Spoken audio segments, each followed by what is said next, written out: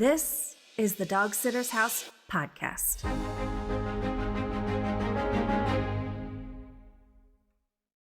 Do you ever secretly wonder if it's time to close your pet business and find a new way to earn a living?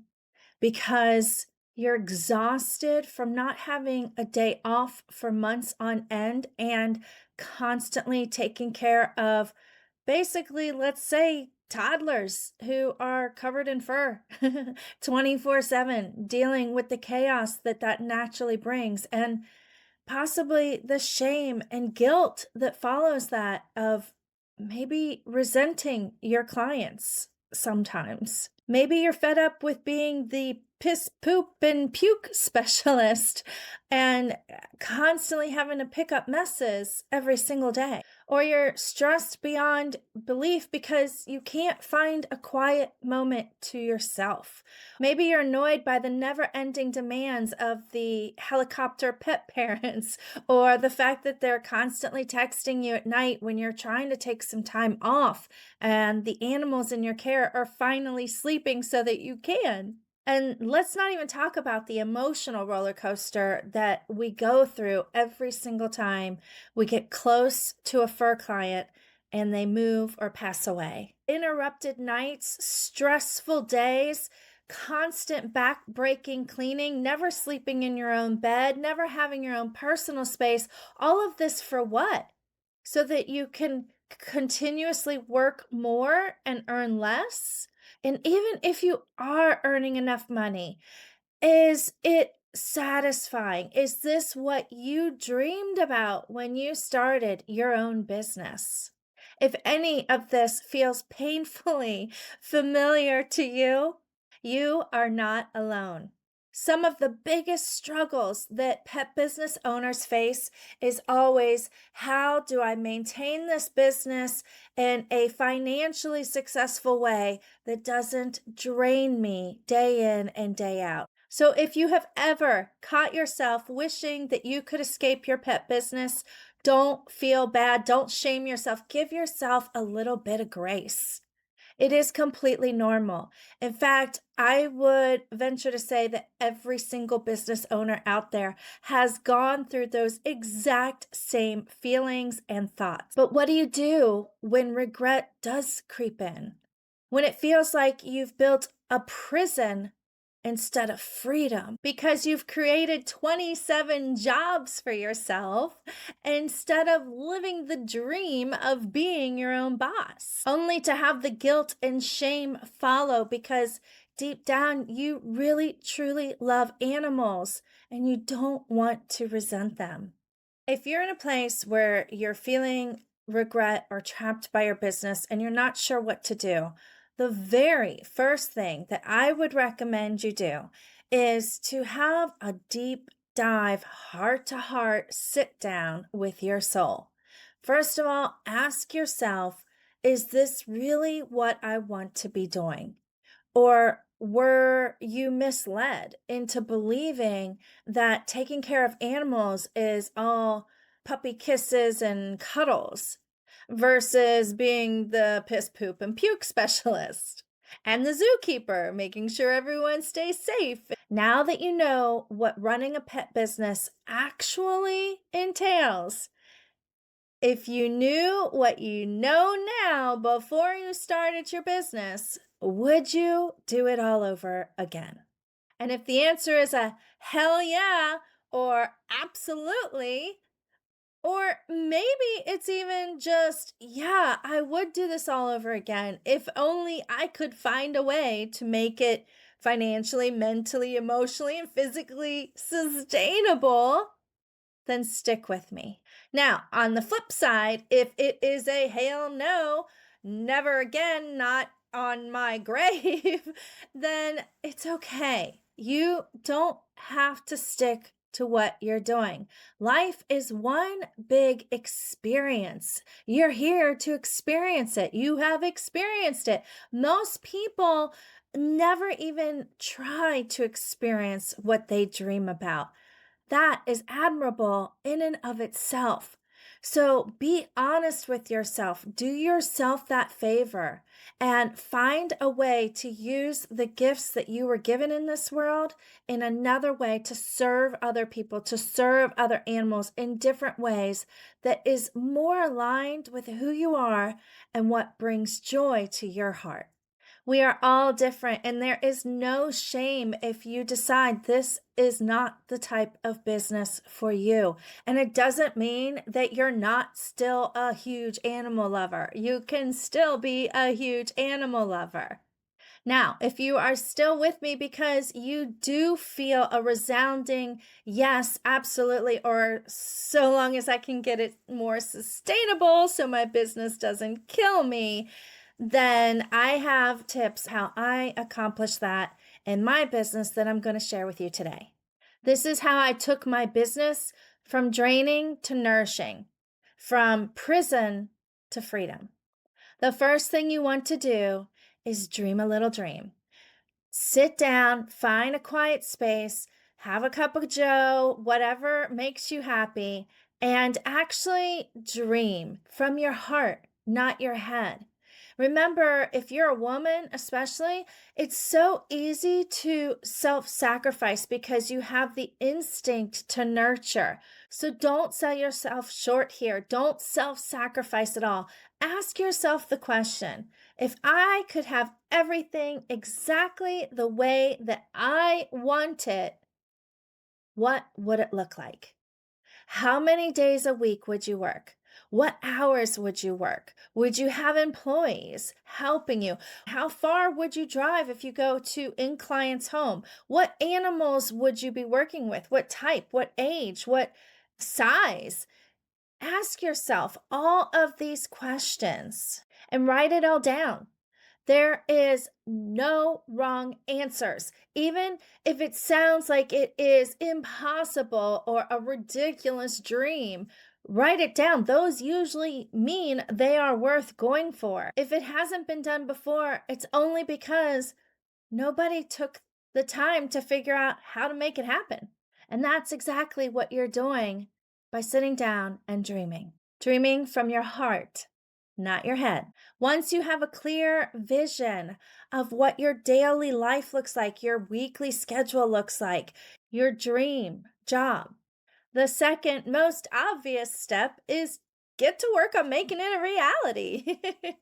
Here's where a lot of people get hung up because if they can't see how every step is to be completed from step one to step 2500 in order to make their dream a reality, they just give up.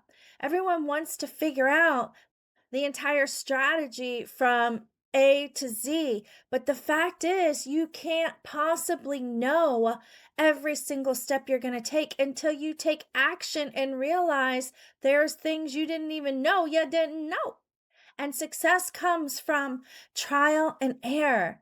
It doesn't come from the best laid plans that go all according to expected. When was the last time everything went as you expected?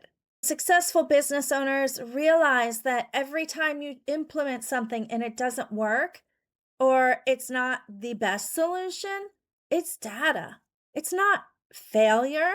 It's not a step backward. It's a step forward because you now know something else that doesn't work, or why it doesn't work, or how you can make it even better. I remember when I first started this podcast, I probably put it off for a good 6 months because I thought I had to have every single topic that I was going to discuss laid out and planned for at least a year. Now, you might be saying, okay, this is something I can get behind. This is a great mindset to approach this, but give me something tangible that I can work with just to get me in action, just to get the ball rolling. So I'm going to give you 3 things that I did that really helped me to start moving the needle on creating the pet business that I dreamed about, and that gave me the freedom and flexibility and lifestyle that I desired, working typically less than 30 hours a week whenever I want to, and still making 6 figures. The first thing you want to do is figure out all your expenses, all your labor costs, including yourself and your vacation time, your paid time off, and using weighted averages, determine what your price needs to be for each service in order to meet the maximum occupancy or bookings that you prefer for each service. If you don't have a clue how much you can physically, mentally, and emotionally handle on a weekly basis and a monthly basis or even a daily basis, then there's no way you're going to be able to figure out an accurate price point for your services. And chances are you're always going to be charging less, which means you're always going to have to be making up for it by taking on more bookings. So you have to know your bookings, occupancy, capacity, maximum first. For example, when I sat down and did this, I was doing daycare Monday through Thursday. Mondays were super crazy because I had boarding dogs who were getting picked up. And then I also had daycare dogs getting dropped off in the mornings and picked up in the evening. And it just created this chaos all day long. It didn't give me enough downtime to entertain the dogs with enrichment activities and walks. And it was hard to coordinate it all with everybody who's arriving and coming and going. So I looked at the numbers and I first of all noticed that I didn't have as many daycare dogs on Mondays anyway. Most people really want their dogs to get more engagement and activity midweek, somewhere between Tuesday and Thursday, because they can usually work them out and take them on walks a lot over the weekends. I really wasn't making that much money anyway. I also wanted Mondays off. I mean, I really wanted another day to be able to have just boarding dogs so that I can rest up and be ready for Tuesday through Thursday when they're 12-hour days if I don't have anybody helping me. Of course, I always try to have somebody helping me, but there are weeks where that's not always possible. So if you have a pet business already, look at the areas in your business where you are not really earning the most money. Maybe it's a certain type of service, maybe it's a certain time of day, maybe it's a certain day. And see, do I really need to be working that day or those hours or providing that service? Is it really contributing enough to the bottom line? And could that be a day that gives me a chance to take care of myself and recharge so that you can implement time off on a regular basis? The next tangible thing I did to make sure my pet business was my dream business and not a job I hated is to really look at the value that I was bringing. The mistake that most pet business owners make is undervaluing what it is they provide. Don't forget about all of those tiny additional little safety measures that you've put in place with your systems to ensure that an animal doesn't get loose or lost or hurt or harmed or bit. Any of the above. Maybe you have special skills that you can do CPR, or you used to be a vet tech, or you still are. Maybe there are qualifications that you have. Don't underestimate the value of that. Realize that the personalization and any specializations or niche that you practice within are actually priceless to the right customer. Take a look at all of the value that you bring right down to the tiniest little thing that might not seem a big deal to you, but is to the pet parent. And just make sure that the value outweighs the price. Everybody's looking for a deal, right? If you are charging way more than what your service is worth, you're not going to sell it very easily. Your service is truly worth, then it becomes a no-brainer for people to sign up and book with you. The next thing I did to try and take my pet business from draining to nurturing to working less while earning more is to really determine how to best market my services. If you cannot communicate the value of your service in a way that resonates with your ideal customer, that shows them the benefit to them and their furry family member, more customers. I've talked about it on previous podcast episodes. Lead with a niche. If you have a niche, which I recommend, if you know me well enough yet, have that niche be your headline, be your neon sign that gets people's attention to get them to stop scrolling on social media and pay attention to what you have to offer. Then you keep their attention with displaying the benefits for them and any specialization that makes you stand out from the sea of other pet business owners in your area. This is the simplest way to market yourself.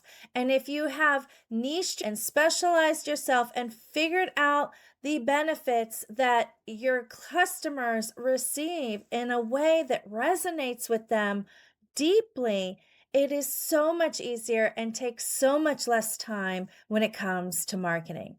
If you don't know where to start with these three things, or even just the first one. And I promise you, the next thing that you need to work on will come to light and you will know it when you see it. Just because you started a pet business and it's become wildly successful, busy, does not mean that you have to stay stuck in a business that drains you.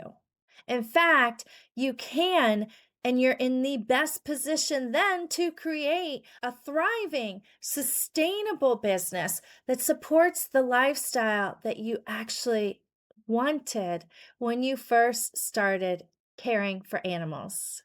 One where you feel energized and valued and excited to actually get to work each day.